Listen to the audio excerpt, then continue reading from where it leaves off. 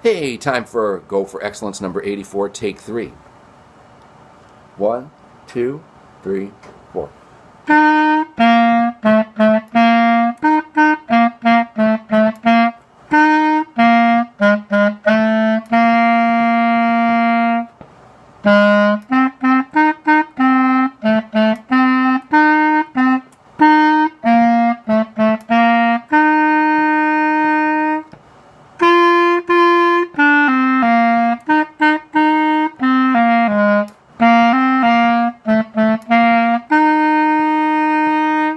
That's a great tune. I love that one. Okay, so now a few things you need to know about this. First of all, on the top of page 18, there's a couple things going on. First, look at line 74, warm up, where they introduce the note B flat. Okay? Okay? Which is different from B. Okay? Got that? All right, now, on the very top of the page, they talk about the natural sign, and if you read it, it says natural sign cancels a flat or a sharp, remains in effect for the entire measure, and I'm just going to say the entire rest of the measure. That's kind of key. All right, so now, got that so far? I know this is a lot, but we'll apply this to 84 in a second. All right, so now, number 79, they show an alternate fingering for B. All right, so you know how I just said B is like this? Well, another way to do a B is to use this finger and this finger here on this little, I call it the banana key. So watch this. That's a B flat, isn't it? Right? And if you add that banana key, that changes it to a B. Let me just try to get this into the picture here.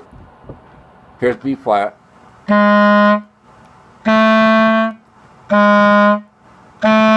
You hear how the B is a little higher pitched? Flat means lower pitch. Okay, so it makes the sound of the note go lower and actually changes the note to a half a step lower than the unflat note. Okay, so now, so far so good. So now, let's take a look at line number 84.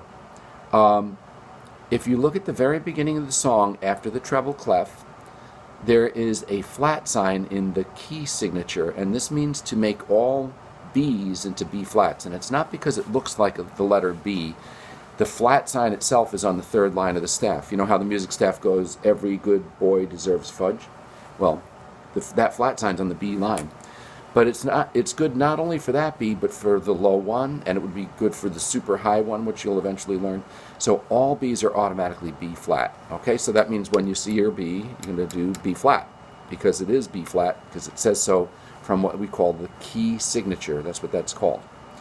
All right, now to make things a little more challenging, we've got the natural sign in that first measure in front of the B.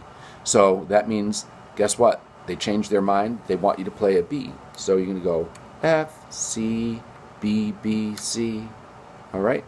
And so that natural sign is good for the rest of the measure, and that's why both of those eighth notes are both B's, not B and then B flat. Okay, so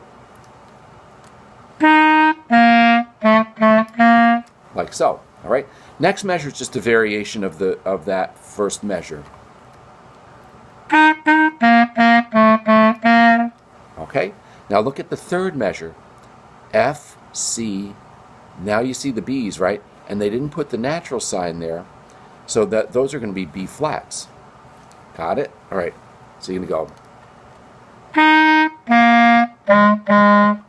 Okay, and now notice that there's an asterisk underneath that B natural.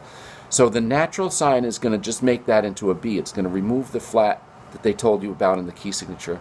So they want you to play B. Now, your usual fingering for B is this, but since you just did a B, all you're going to do is you're going to add this little thing. That's the alternate B fingering that they showed us in line 79. By the way, notice that I'm using my ring finger for that key, okay? Just so you know.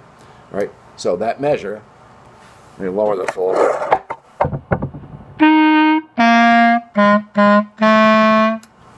Okay?